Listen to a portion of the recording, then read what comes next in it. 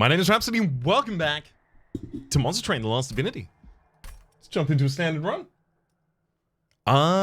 You know what? For at least one more rotation, I'm gonna go back and forth between the two different clans. Two different leaders of the new clan, the Wormkin clan, that is. And then after that, I think we'll start going with random for a while. After we do that for a while, I think we'll then loop back around to try and polish off any clan combinations that specifically have been avoided. Seraph the Chaste is at the end of the run. 2 copies of Bounty Geckos, 2 copies of Energy Siphon, and a single copy of Forgotten Trade in the base deck. That is a lot of 0 costs. Obviously, Stygian Exile is our pair as well, which means even more 0 costs in the Forgotten Foregone Powers in the base deck. I'm being pushed very heavily towards Incanter game. So we saw recently the power of the Corruptor in overstacking floors. The problem with the Corruptor is that you really desperately do want to overstack with them. That's their benefit and their downside. They are 3 size. You want them to benefit as many units as they possibly can, with the friendly units having +5 damage per candy on the floor. And let me just throw this away. There we go. And as a result, you really want to have, you know, a bunch of one-size units or units with a bunch of multi-strike or overstacking units, or preferably all of the above, see 2 episodes ago. However, neither of these clans have the ability to descend. Stygian has no ability to descend units. You can ascend using Siren Song, but that's it, and that's only from the top floor to the Pyre Room, so you can't even do it to your own units. And then Wormkin itself does not have any descent either. So we'd be looking at specific circumstances that would allow us to bring that about.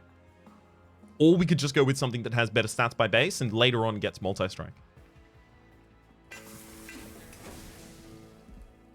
We'll also go for the Divine Horde first of the Herzl's Horde because it gives us more things.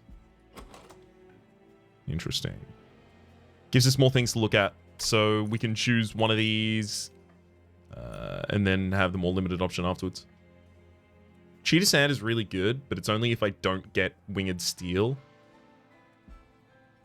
Mark of Exile is also 20 health on Spine Chief. That's not nothing. And let's actually have a quick look at the Spine Chief's later levels there of the Infector. Yeah, that's 40 extra HP on the next level, and then it's a 60 extra HP on the top level. That actually might just be worthwhile, just for especially the early game. Stygian Banner, Merchant of Steel, Stygian Banner, Merchant of Steel. Divine Temple is after the first boss. There's also Hellvent.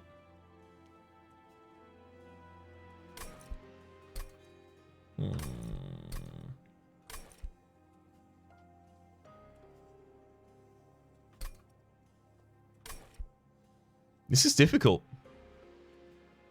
This is really difficult.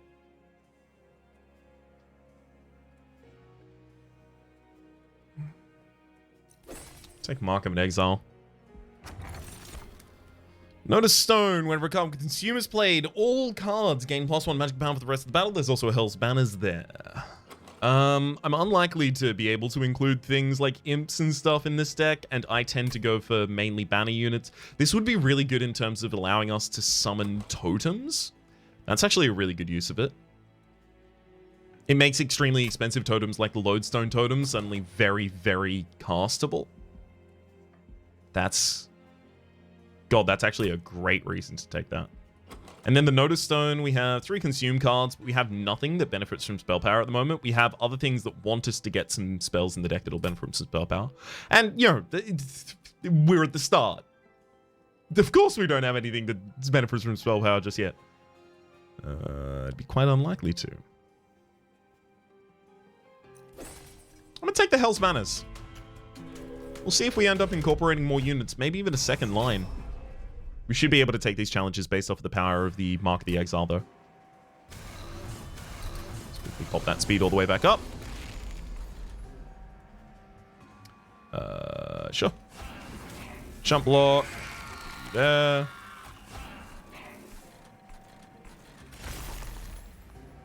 That'll do.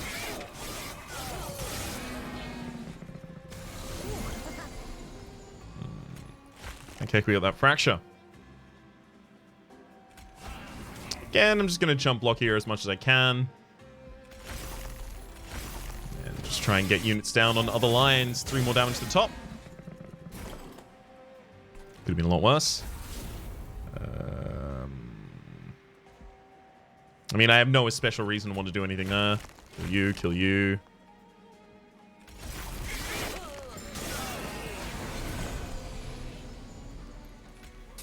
I mean, sure, get double energy siphon, but it's not going to do anything.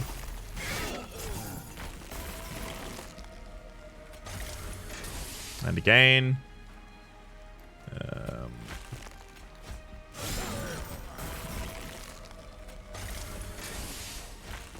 I think some Reap on the boss was always going to be a pretty good idea because we can end up with a lot of candies in here and it's going to be taking a lot of Reap damage every line. Bogfly. There's also a shelter here. Bogfly does +5 damage per charged echo. Putting that just behind a Spine Chief, just by itself, it's not a bad play. That gives us a powerful floor while we try and figure out what else we're doing. Sure. I wouldn't usually make that play. I'm going to make that play here. Helical Crystallis is a lot of damage for relatively little. It's quite reliable in its targeting, so we can make sure that Energy Siphon hits the right things. I'm pretty jazzed about it, especially, as I said in the last couple episodes, with the fact that the Extreme Stone and Piercing Stone exist. Large Stone, Heart Stone, Strength Stone. Okay, Stygian Banner gets us Lodestone Totem. All right, well, that's what we're doing then. Lodestone Totem just wants HP. Do I reroll looking for a multi-strike for that Bogfly?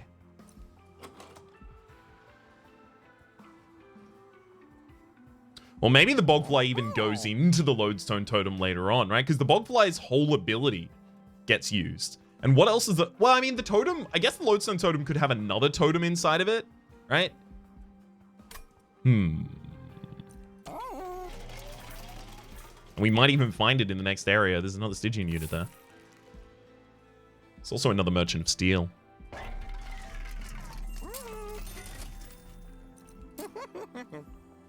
Don't need to make that endless. Just an extra +25 on that is already good enough.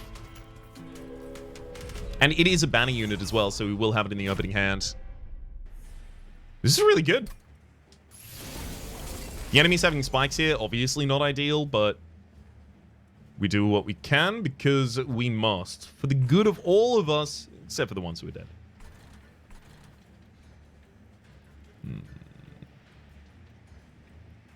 Set up on the bottom line. Sure.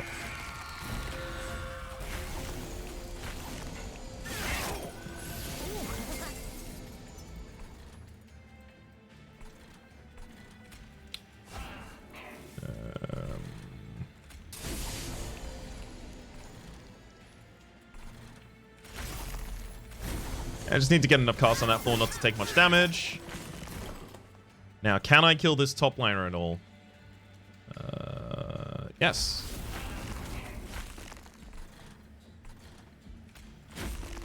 Although it shouldn't matter. We get the Bogfly. Oh, well, hopefully we get the Bogfly this turn.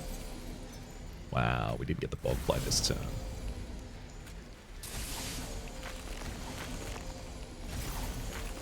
That's actually really rude. We're going to take a lot of damage as a result of that. Bogfly at the very bottom of the deck. It was always going to have some trouble because the enemies have spikes, but it was going to deal, you know, 35 damage 2 times here. 2 times? Yeah, 2 times. So that would have been enough for the lethal.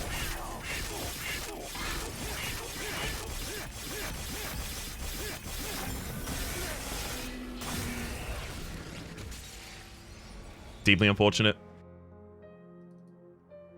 If we'd set up on the top line, we would have been completely fine. I thought I was going to set up on the bottom line because if we got the kill there, we wouldn't have to deal with that second wave, right? And because the Helical Crystallis was already gone in the first hand, I knew that I wasn't going to be able to deal with another relatively large frontliner. At least without the Bogfly already out. Ah, well. It happens. Double Echo Transfer, double Restoration Detonation, single copy of Power of Knowledge. Seraph the Chase is our final boss. Going to be removing buffs and debuffs. Buff the buff. So we have the root seeds here. We've got the fractures. We've got echo transfer. Okay, so we have good damage scaling, and we've got good health regeneration as well with restoration detonations. So we want to either choose the healthiest frontline unit in the Decair, or we wanted to choose a multi-striker, but we don't have a multi-striker. However, we do have the ability to descend, so we could return to the overstacking plan. Merchant of Steel is next to the Awoken banner here.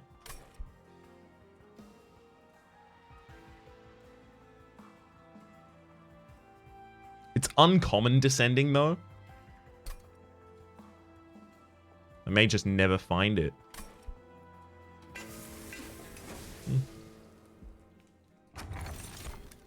On the card with consumers played, gain 1 candy. Almost certainly the correct choice here. We don't have any consume cards in the base deck at the moment. And Concussive Coals can do stuff, and heck, it might have even saved us in the previous run. I'm sad that I made a consistency play in terms of taking the Bogfly, and then I still died. I think reward me when I make the good play game, please. Otherwise, you'll incentivize that I just don't. Huh? How are you gonna like that? Definitely set up on the top floor. I have been shell-shocked thoroughly out of setting up on lower floors.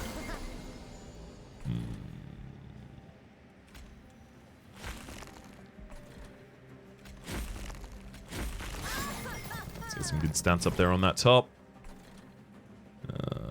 Obviously haven't consumed anything.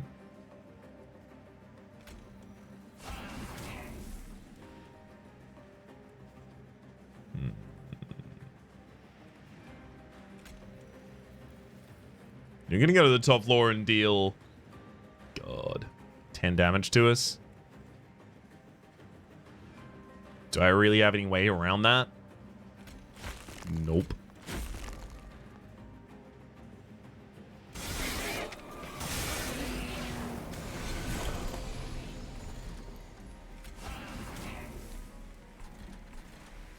These early fights become exceedingly losable with the old everything happening at the moment. I actually think we probably lost as well. We set up as high as we could. We got all the scaling out that we possibly could have, but I'm not going to be able to stand up against their HP. What am I going to do against that? I'm dying before... Oh! Oh, you are kidding me. That's the only draw that saves us. All right! We're back in the game. There's another Bogfly. I already learned my lesson with respect to you, friend. I'm also going to be doing a lot of extracting in terms of the Echo Transfer, so it's unlikely to be able to use that Bogfly super effectively. Shelter and Echo Snare. Consuming cards are pretty good for me. Just take a Shelter for exactly that reason. Speaking of consuming cards being quite good for us. Do I take a Wildwood Sap as our frontline defense? Or do I take a Vine Grasp? I like the Vine Grasp. I like sorting my enemies out of their current positions. Okay, well, this is probably the most important decision I get to make. Hatch to summon 2 Bogfly units alongside a Spine Chief. Like, it's interesting, but Animus of Will takes all of the Root Seeds buffs super well. It takes the Echo Transfers super well. It's just Animus of Will.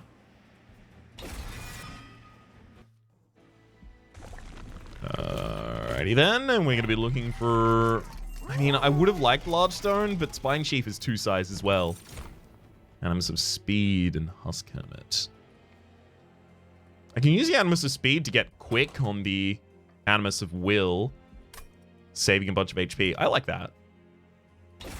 I like that. Then I will still go Divine Boons. The Animus of Will's damage is going to ball out of control pretty quickly with just the Echo Transfers and the Root Seeds. So really what I need to support them for is more HP. So that they can deal with sweeps, so that they can deal with spikes. Especially early on.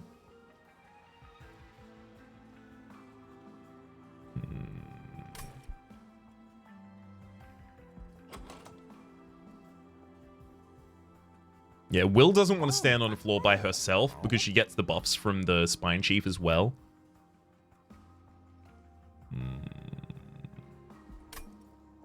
Curious. This is difficult. I don't think I Strength Stone here. But do I Battle Stone?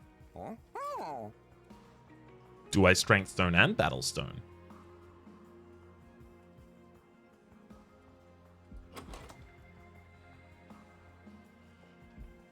Do I reroll looking for Heartstone? And Multi-Strike?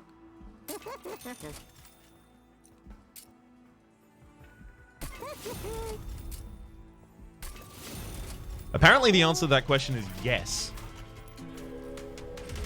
Do that. They into its spikes, that's fine. I just picked up the Heartstone for precisely this reason. I mean, that Will can go on the bottom line, that's fine.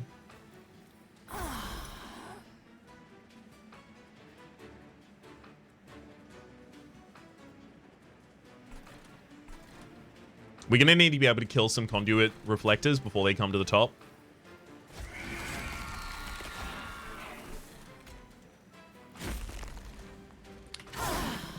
So we're going to need some time to hit Reap on some of them.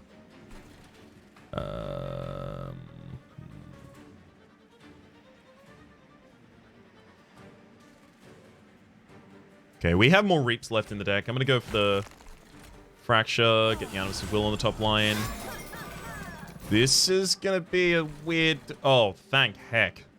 Okay, we'll Vinely grasp you. Get an Echo Transformation out there. That goes there too. Perfect.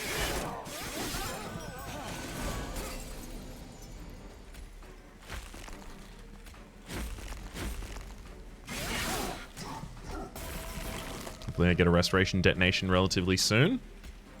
Well, I mean, that's a Cycle Protector. Doesn't even need to be in the front. Completely solves that for us.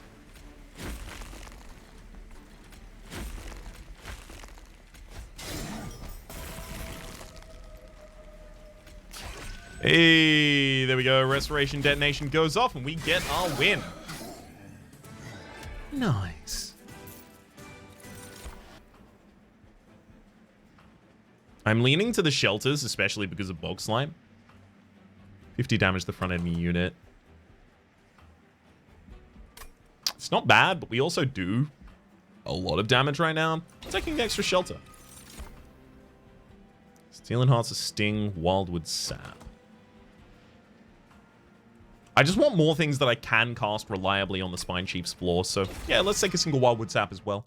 It's also another double inspiration trigger there for us. In terms of duping, I mean, that's a great Animus of Will. I'd like to dupe that. But then, what, I'm committing to capacity in both of the next bosses? That feels...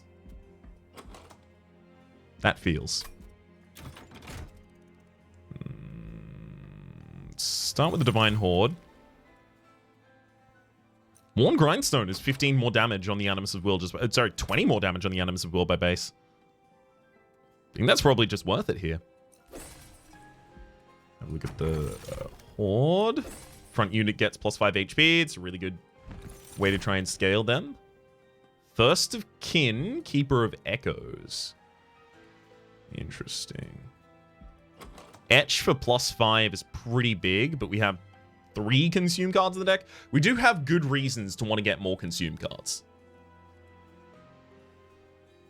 But does it overwhelm wanting to put the Animus of Speed into the Animus of Will? Keeper of Echoes really wants to be in this deck and really wants to go on the top line. Really wants to be with the Animus of Will. We've done stuff like this before, relatively recently as well. The Animus of Will and the Keeper of Echoes. They're perfect pairs, frankly.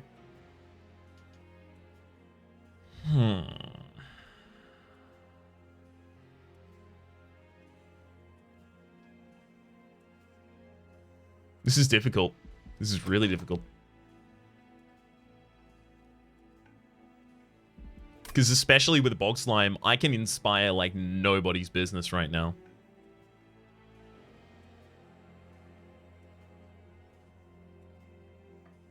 Maybe it is capacity still, but it's a Keeper of Echoes with something else in it, right? Animus of Speed goes into the Animus of Will, and then the Keeper of Echoes gets some other socket later on. So we'd have to look over here. I'm happy going to a Merchant of Magic. There's not too many things I want to do at a Merchant of Steel right now. I'm going to take the Keeper of Echoes. We're going to try and find a way to include it. Build a card. Oh! Oh! Give me the ability to ascend someone. Create an armor, regen, or frostbite effect. I'm going to want to do something good because I'm going to want to have the ability to use my own units. Regen or armor? I'll take regen. Up. Ascend. Okay, cool. That'll give us the ability to try and overstack that top floor. With the Keeper of Echoes, probably. Ascend. And increases gold or increases card draw. I really like the idea of increasing card draw. I don't know how much gold you get from gold. Did I take that option previously and I've forgotten? I may have done. The fact that increases card draw. More card draw in this deck is always going to be good. Right, unless we're playing like 3 Root Seeds a turn as well as this. Yeah. Alright. Give me the older magic. Thank you. Feels like our game plan is pretty much together. We may need to take energy.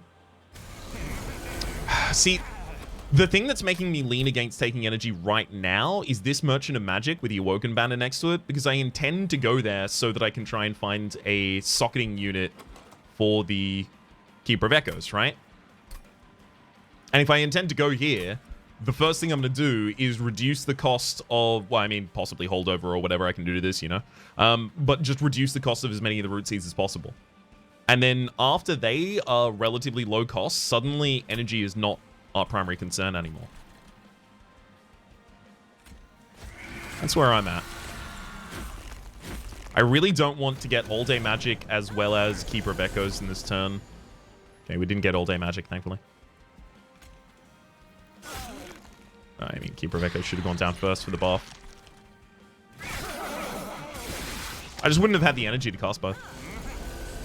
All-day magic does need a cost decrease for exactly that reason then. It's a good point, well-made game. Thank you for having done so. Resto Dep.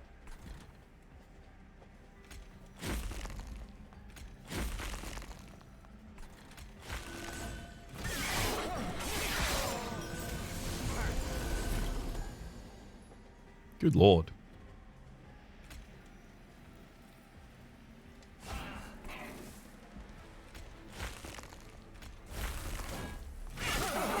That gave armor 4. Okay, so the Bog Slime gives the candy after the card is consumed, rather than an infused card with consume being played, which will give its effect in the correct order.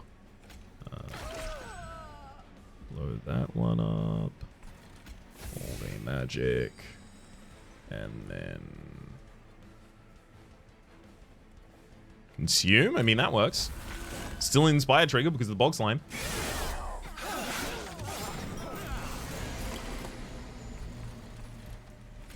Animus of Speed, you may end up going up there as well. Probably not, but maybe.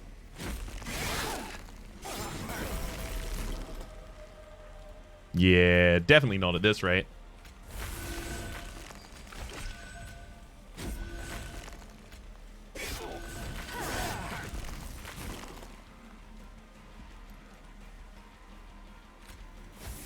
Yep.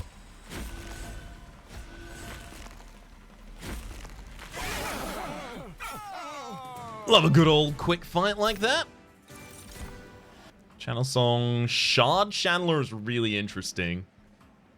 Infused. Spikes on friendly units deal +1 damage per stack, but its essence is Resolve. Apply spikes 2 to all friendly units. It's interesting. I don't think it's good here, at least. It is interesting. Echoes of the Past. Apply 6 damage per candy. Clear candy. You know, a really fast way to get a bunch of damage on the Animus of Will, although it clears damage that's being given to it by the Spine Chief in order to do so. So it's really good to use at the start of a turn before I then inspire a bunch afterwards. And then there's also Channel Song, right? Just the ability to pull back the unit at the right time. It's possible that Channel Song is actually what we want to take here.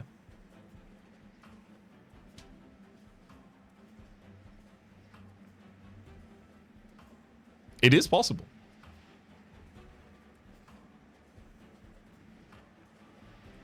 Especially if it hits the Animus of Will, we're pretty happy about it. I don't know. It's got to be Echoes of the Past, right? Kinhost Vessel as well. So the Kinhost Vessel has Strike, Apply, Reap 1 to enemy units. Not relevant to us. Thorned Hollow and Animus of Speed. Okay, so none of those are really going to be a good infuse for the Echo. The Keeper of Echoes, rather.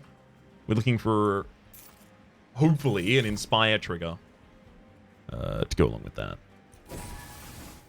Take the draw here because we are going to the Merchant Magic next. Go to the Merchant Magic next because we took the draw previously. Holdover. That's really good. So Holdover, suddenly there's a bunch of things that I want to do with that. Holdover wants to go on all-day magic, so I have the ability to ascend as many units as I would like, as well as draw the extra card. Yeah, it's nice. Regen, also really good. Means on the top floor, the Spine Chief in the front line is going to have a bunch of regen. Sounds good to me. What's in here?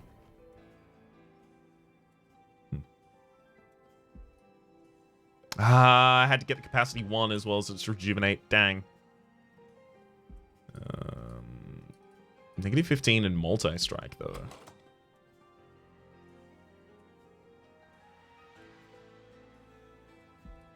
Is that what that Keeper of Echoes wants?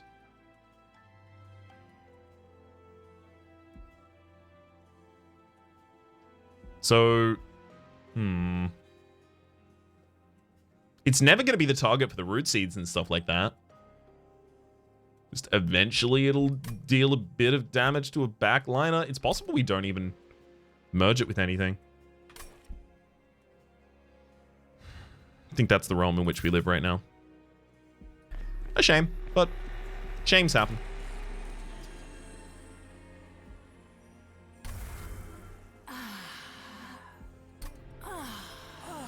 Now you're quick. Value stone. Not super keen on using this for a power of knowledge that I don't intend to use often.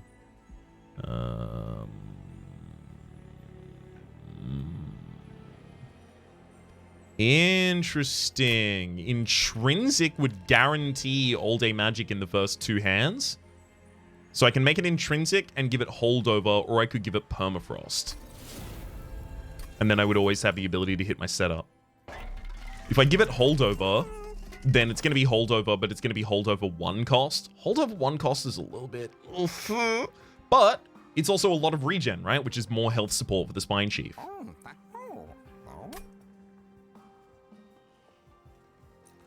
I think I hold over it.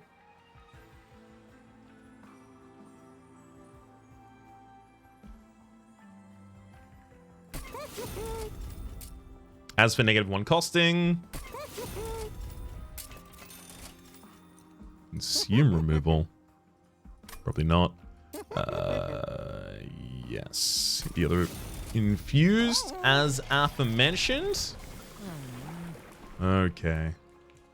I'm thinking of actually diversifying back out into Infector. Because if I get 2 levels of Infect... Actually, hang on. Can I have a look at this? I can is the answer to that. Okay, so Infector's 2nd level and 3rd level. Okay, yeah. So 1 level in Infector is only going to be, you know, a little bit of extra stats for us. The 2nd is a leap in 40. The Corruptor does get reasonably tanky by the end. But I think the Strike and Multi-Strike is going to be even more important. It's also going to get buffs that is from the Keeper of Echoes that are going to give its damage, so it's pretty happy to be in that position. Dupe Unstable Vortex. Interesting. I would actually be able to overstack another unit on the top line, put another Animus of Will up there. Pretty easily, in fact. All-day magic. I'm just constantly doing magic, yo. It's all day. Random artifact, that is totally okay. We only ever really fight them on 1 floor. True of many of my runs. And it's been proving itself viable, just not here.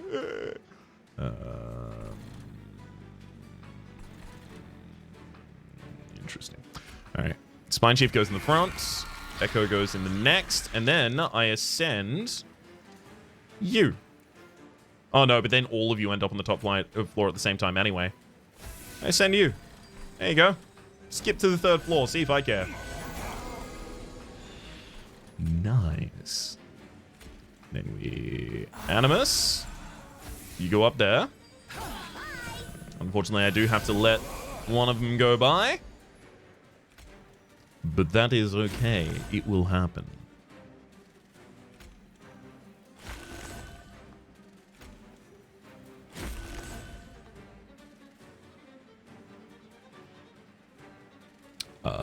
I'm actually going to send you up, getting you out of the way, which actually didn't save me anything here. I really thought that was going to end up saving us the hits from the backline. Evidently not. Well.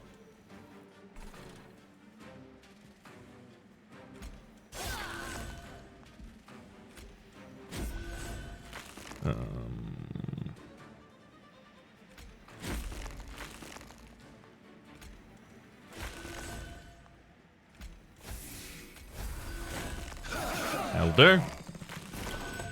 Set up the next line as well.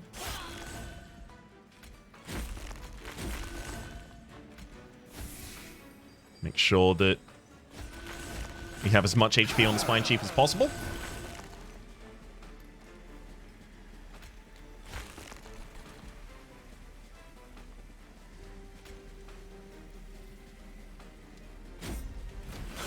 Sure, I'll hit that Echoes of the Past there.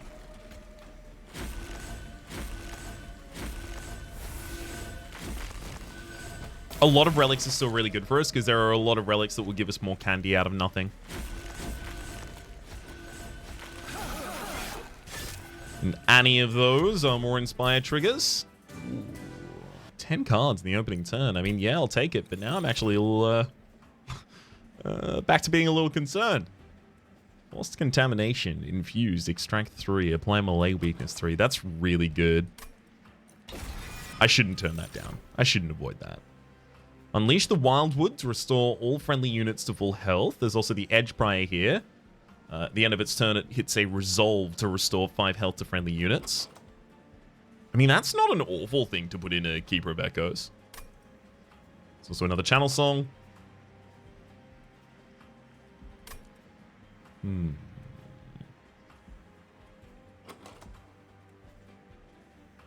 Restore 5 health just seems too minimal. Skip those 2, I think. Do we have an idea of dupes and removals? Because if we... Oh, we do. Yeah. It's the Animus of Will. Send them on up to the top floor afterwards.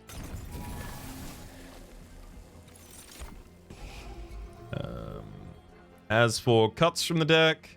Honestly, all these fractures do want to go out, but at least they give us infusions. For the moment. And look at the Divine Temple. There's an Extreme Stone. Purge Stone? I could try and use this to just get a Fracture out of the deck, and I don't think I'm going to regret that. As for engaging a Pact to put in, what, a Shiny Steward in as a removal? I don't think so. Let's save some money. We have a Merchant of Trinkets as well as a Horsel's Hoard. Horsel's Hoard. Next to it really soon. Hello, it is me and my Horsel's Hoard.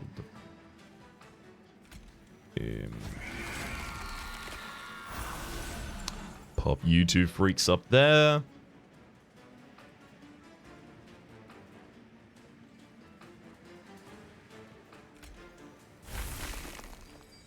That'll get us the ability to Echo Transfer, and then I gotta...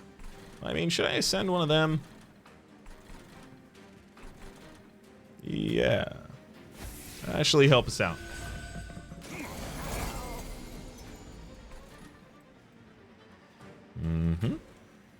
Second Animus of Will, go up. Unfortunately, we are missing out on another Collector. Still think this is the better play for us.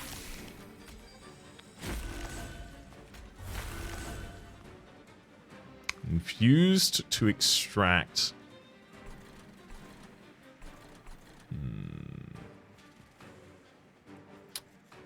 What's the rest of the draw pile? Power of knowledge, fine. Okay, so I'll be able to get them back relatively quickly. Just using that for a single inspiration trigger across the board.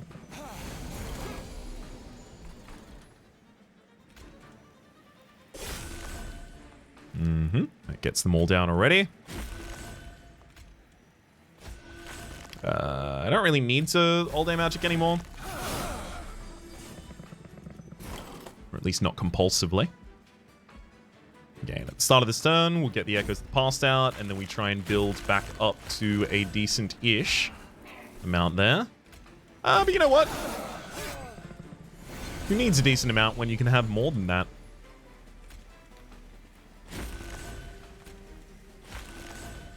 I think I gave Root Seeds to the enemy there. Oops.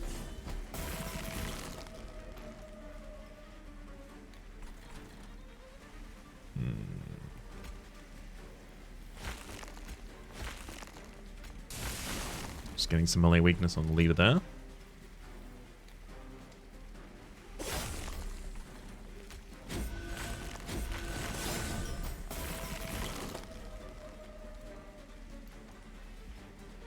Yeah, it's about expected.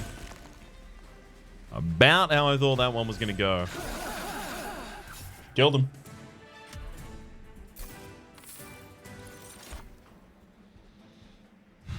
Revenge of the Damned is really good. If that was infused, I would be all over it. Return a consumed spell to the top of the draw pile. You can put a Shelter there, put a Wildwood Sap there. Maybe if this was infused. Not going to take the Ancient Resonance. I think we already have our sweep kind of covered. Ooh. Apply Rooted 1 to an enemy unit, draw +1 next turn. It's also infused. Sure, I'll take that. I actually could have taken the Channeler there and put it into the Keeper of Echoes as a draw gem. Would have been really good. When a card with Extract is played, gain +1 energy and +1 Extract. Okay, energy is no longer a problem for us. Great. Great. Got 1, 2, 3. Just 3? That's not that many. Still taking card in Corsica. What are we going to get from the... I mean, I should have done that in the opposite order, but... Okay, Sarah. Lightstone Casing. Root Split Mask is also really good here. Lightstone Casing gives us the ability to 0 cost out that all-day magic. It's the main thing that it does. Root Split Mask just guarantees that enemies aren't getting past us on that top line. I think I'm going to take the guarantee here. Myself. True Stone. Piercing, eh? I don't think any of that's for me. I don't need to increase the difficulty of anything at the moment, thank you.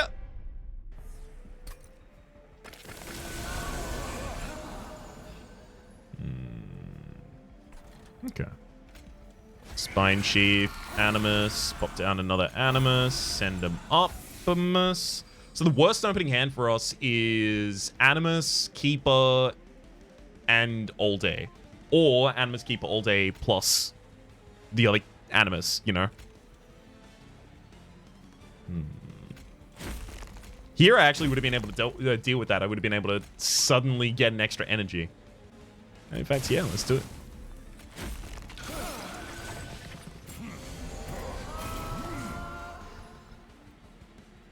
Yeah.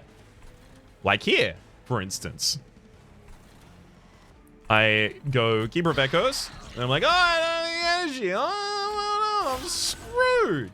And then I go up here and I Echo Transfer, gaining an energy back, and I send you up with the old day magic. Beautiful. Absolutely beautiful.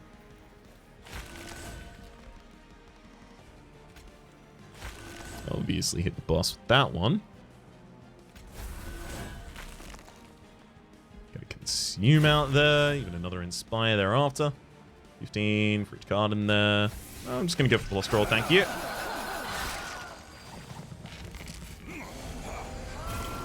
This is very much emulating a build I've done relatively recently, but I was offered pieces that are really good at doing one thing.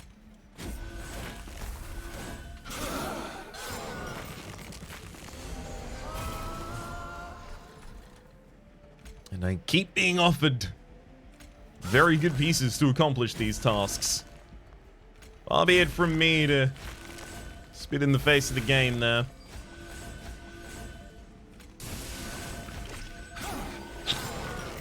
$524, good melee weakness. Melee damage, rather. Rather, melee weakness damage if we want to truly be on top of it. Get both these train suits out.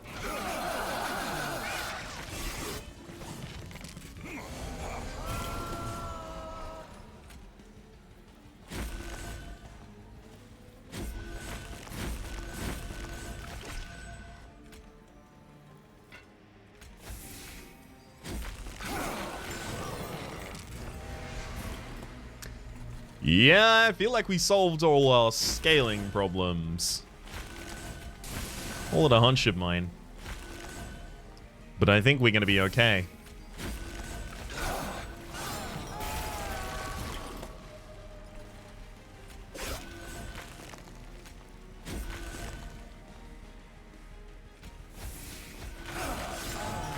I like being able to get the repeatable regen out of that too.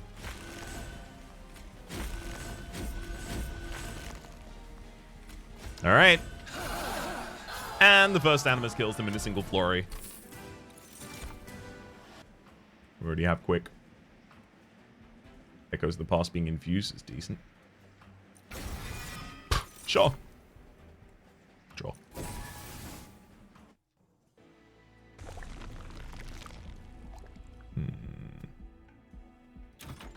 More card upgrades, I think. Hold over. Do I want to reorganize all of my enemies every turn? It's valuable, but I don't know if I want to do it every turn. Holdover and zero cost and echoes of the past. I could totally see that, actually.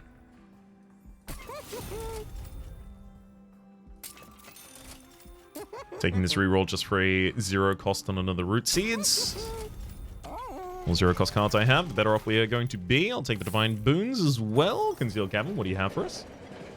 Monster or spell rail spike? Let's put the monster rail spike into a shiny steward. Perfect, get an extra purge out of that.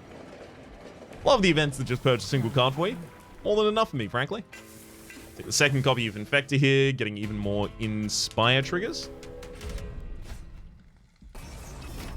Money matters a lot to us. Especially with the guild market, it goes 25% further. Okay.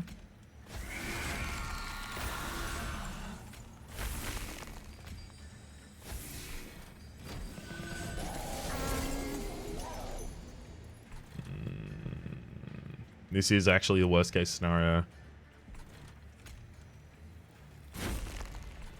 I can't send both of them up.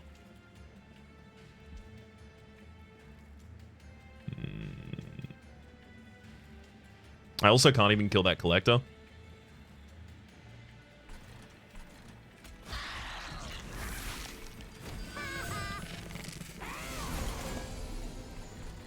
Right, get on up there.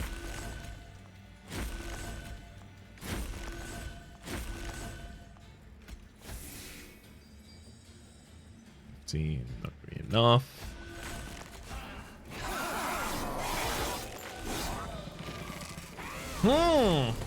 Our frontline units are wee bit worse for wear. Okay, there we go. Saves one. Let's use this Echoes the Past first.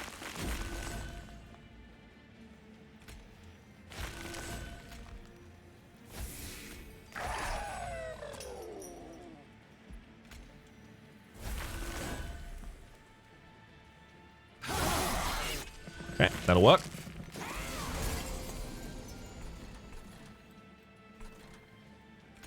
As will all day them all the way up here, thank you.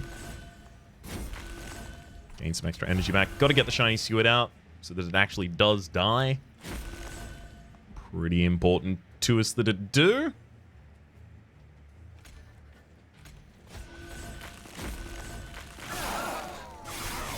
Once the scaling on one of the Animus's will gets to a certain point, we don't really need to worry about the Spine Chief contributing to it anymore. Which actually brings to point, if the Spine Chief isn't contributing to it anymore and the Spine Chief isn't striking, how am I really benefiting from having the diversity into Infector here? Am I even benefiting from it? It's possible the answer is no.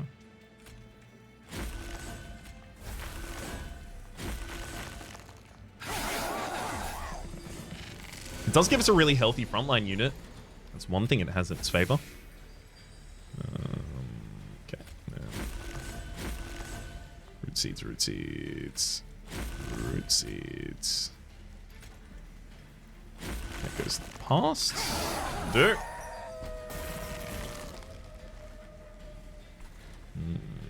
Yes, yes, yes. You see, the thing about this is we can now do all of these.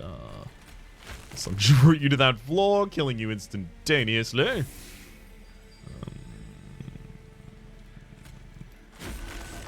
There. Looks all good to me.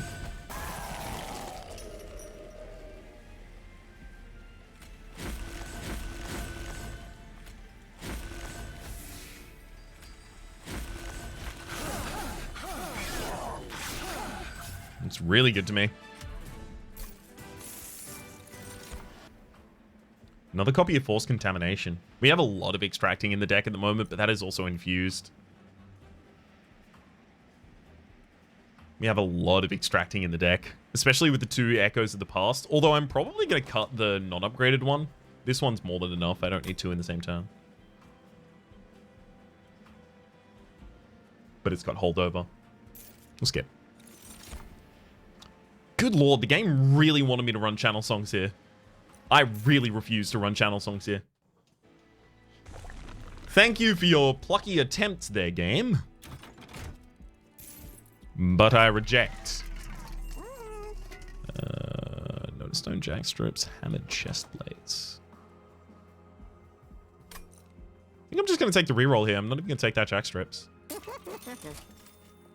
want more potential. Start a turn, add a Vine Grasp spell with Purge to your hand. It's not bad. Spells with Consume have a 50% chance to be discarded instead. When a spell with Consume is played. Not when a spell consumes, but when a spell with Consume is played. But what, it gets us back Shelters or Wildwood Saps? Doesn't really get us back anything impactful. This is kind of been a big whiff. I think actually what we're going to end up doing with all of our money here is just thinning the deck down hard. Because there are a lot of cards in this deck that have no reason to be in here. I don't care about consume removal on anything right now. Holdover. So I have a really good holdover way to gain... Oh, sorry, to gain damage using candies. I wish I had a better holdover way to gain candies using damage. Or to gain candies, just full stop. Doesn't have to be using damage. Oh well. Alright, in terms of purges, let's start with the obvious stuff. Shiny Suit gets out of there. Start getting the fractures out too. I may not even be able to afford getting all of the fractures out, at which point I don't have to debate the other things. Okay. And the final thing is another Hell's Vent. Do I? Do I? I like the idea of getting another Keeper of Echoes and sending it up, but it's so hard to do right now. We just get another 0-cost root seeds. Pretty pleased with those as they stand. Seraph is going to be clearing half of our buff and debuff stacks. Thankfully, we gain stat enhancements rather than buffs. Oh, cool. It's the worst opening hand possible. Great. I was worried. We weren't going to get this. So yeah, we just don't use the Keeper of Echoes here.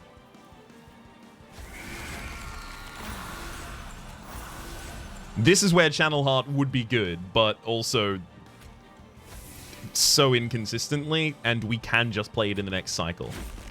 So not too sad.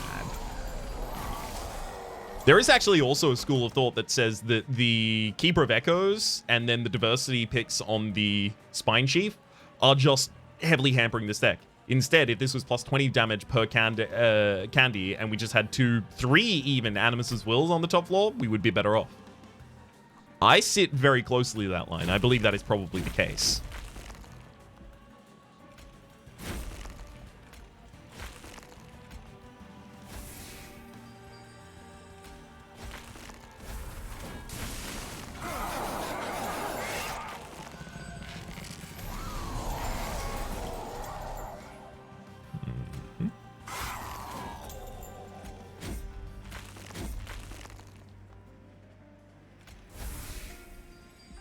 Killing backline is where I can.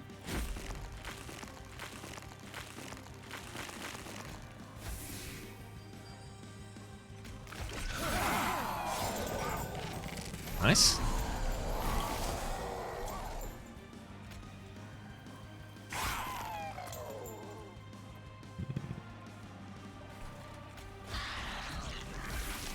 Let's Keeper of Echoes all day our way up here.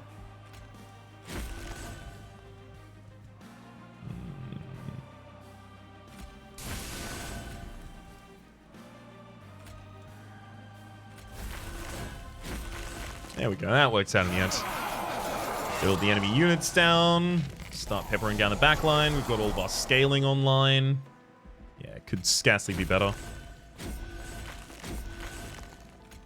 We're now drawing 10 cards a turn just out of having cast Root Seeds. 6 cards a turn now. Sorry, 11 cards a turn, or rather, we would. You can't actually get 11 cards a turn.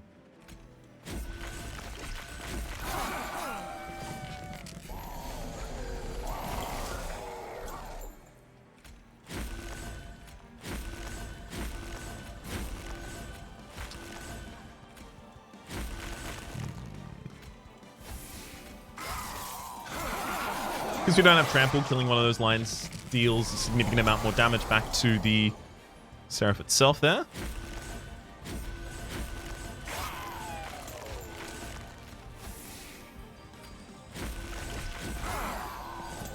Yeah, there are a fair few dead cards in this deck, but we did our best to remove as many as we could, and that's all you can do, frankly.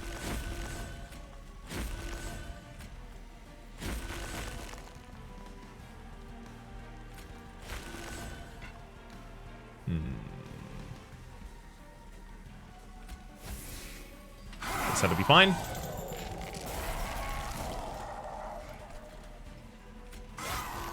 Pull you out of line.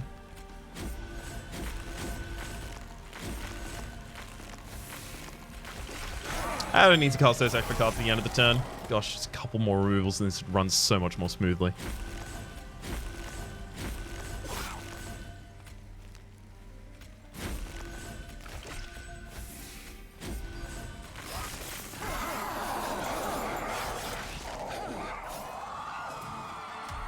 Yeah, that'll do it.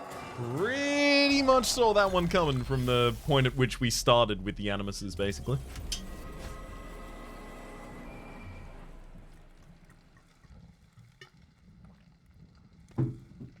Like, I know this build... I'm over-focusing on this, I think. I know this build is similar to one we ran recently, but also, we started with 2 Echo Transfers, as well as 6 copies base. 5, actually, because we duped one.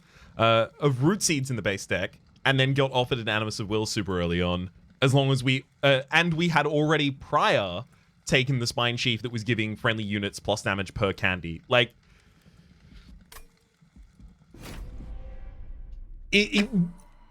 I would have had to choose to specifically play worse to avoid doing that. And we're not doing that anymore. That's not how we roll at the moment. The Animus of Will on the top floor is going to have a little bit of trouble with the enemy dealing damage. That's true.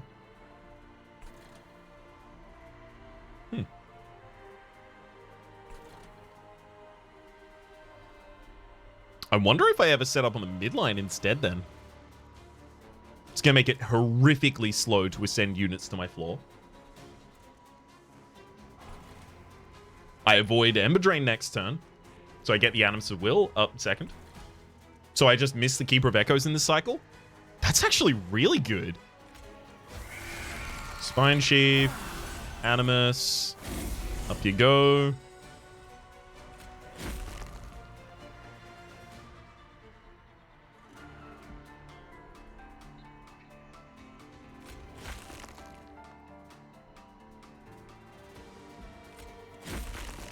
Get the holdover off.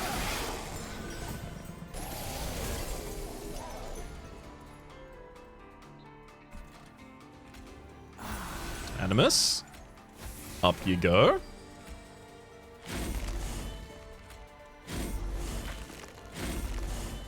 My goal right here... I'm not going to use the Echoes of the Past. Am I? Maybe I should. Yeah, actually, that's totally fine still.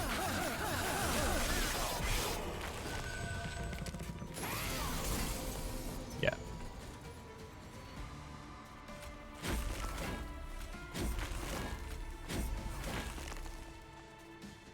Oof. That armor.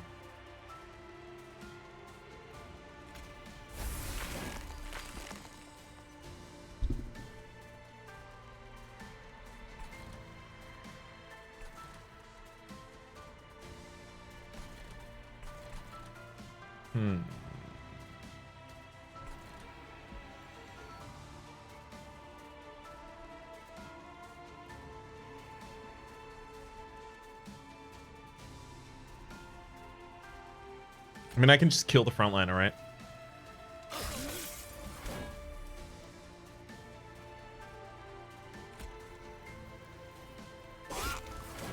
Should save us a pretty huge amount of problems there.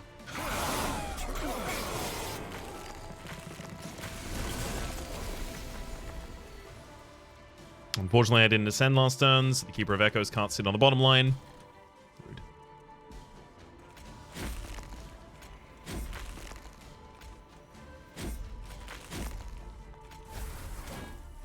Giant amount of armor.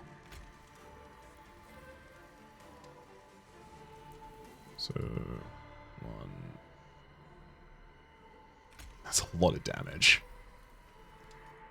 Confirms that we keep it through the rest of the turn as well. Maybe I make you melee weak and then I do it anyway. It seems like a good play.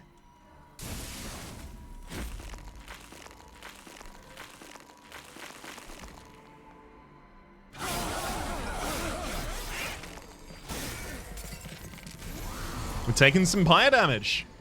Not super jazzed about... Oh, we finally got Restoration Detonations in hand. Thank heck. Oh, God. Those have been missing for a while. Let's keep you there.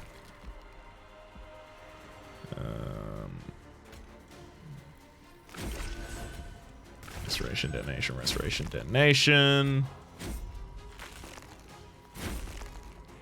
Go transfer for the enemy... energy back, rather.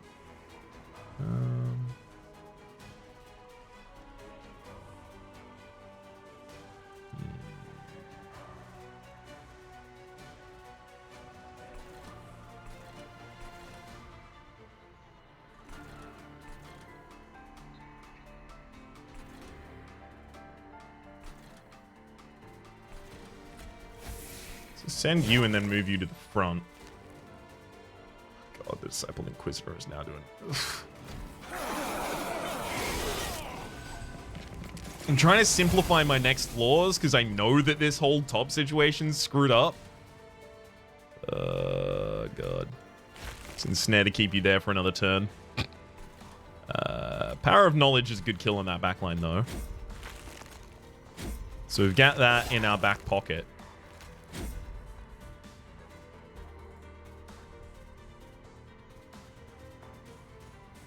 I mean, the 17 just gets dealt by the last Divinity here.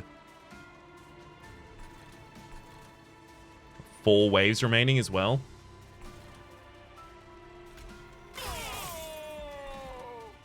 God.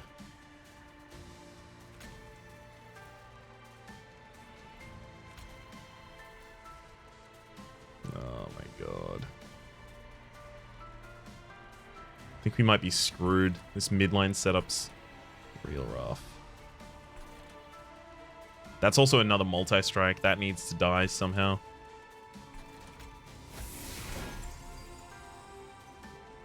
Fine.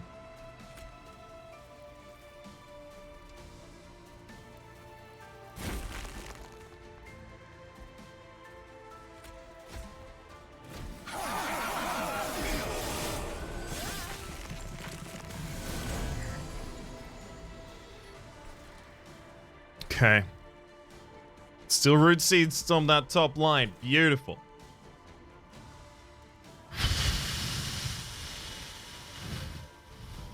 I don't know what we can do anymore. We still have a shelter in this hand? No, we don't. Okay.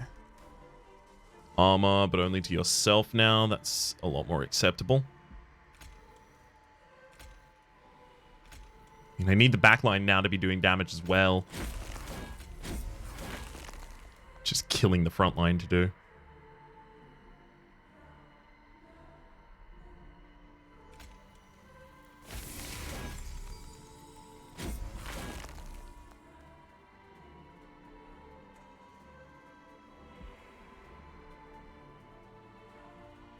Really want to be able to put force contamination on the back line, but I know that I can't.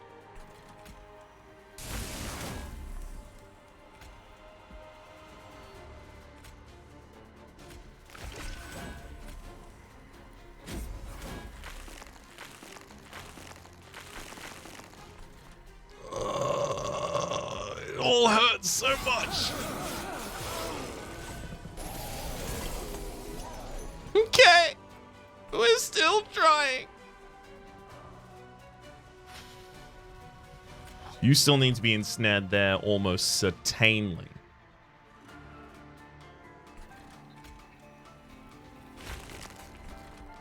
You need to die with the power of knowledge. That much to me appears immediately clear.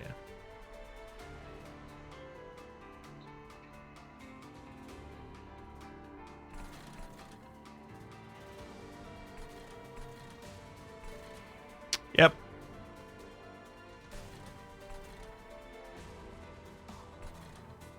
Ten by 2. We would kill that first. I think the play is bail.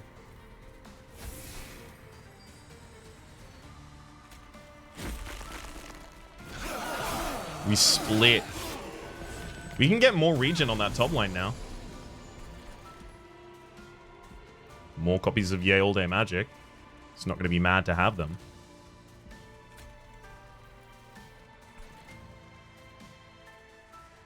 But also I probably want to try and ascend the other Anima sub now. Yeah, maybe that's what we needed to do. Just swap their lines.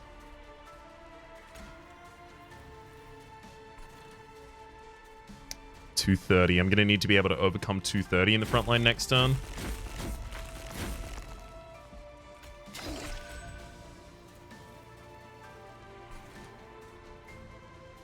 Is there any misadventure, misordering I can do up next?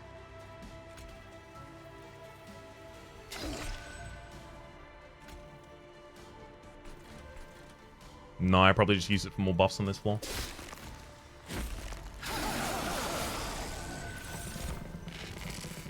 Okay, we're now in Relentless. Doing nothing so far to the boss.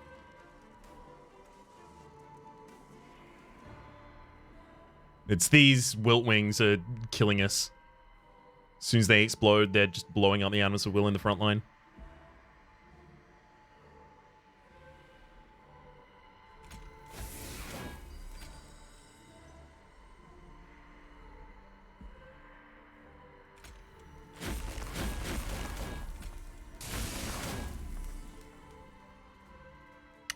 Yep.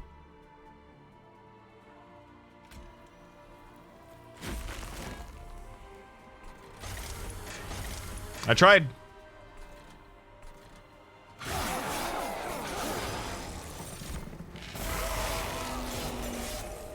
You got me, Divinity. You got me. We had all the scaling. We just needed to set up in a different place, frankly.